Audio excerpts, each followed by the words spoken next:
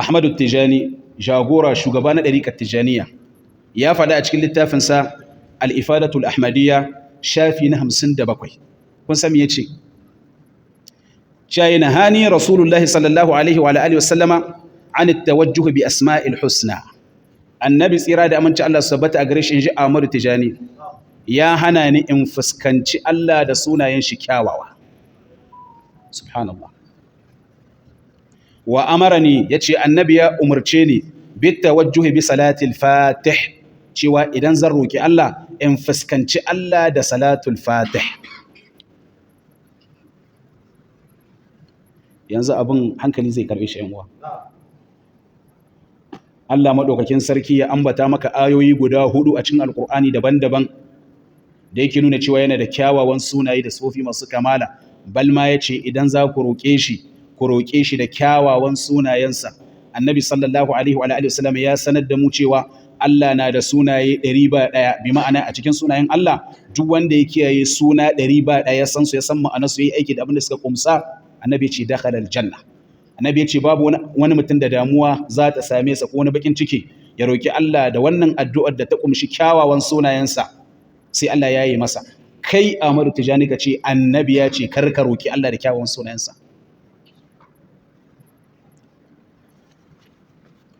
annabi sallallahu alaihi wa alihi wasallam yana bin abin da Allah ya sabkar masa ne a alqur'ani mai girma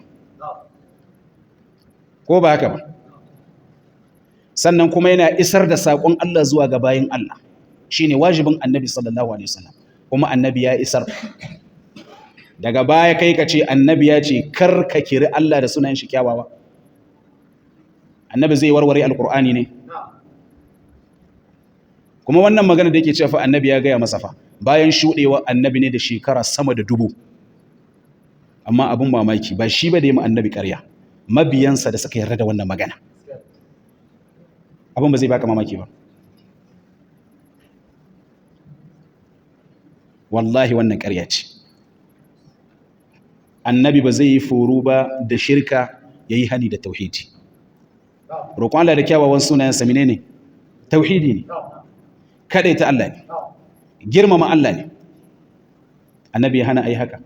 sannan kuma annabi yayi foro da salatul fatih da annabi bai santa ba bai taba sanya ta kai wanda salatul fatih lima ughliqa salati ne da aka kirkira na ƙarya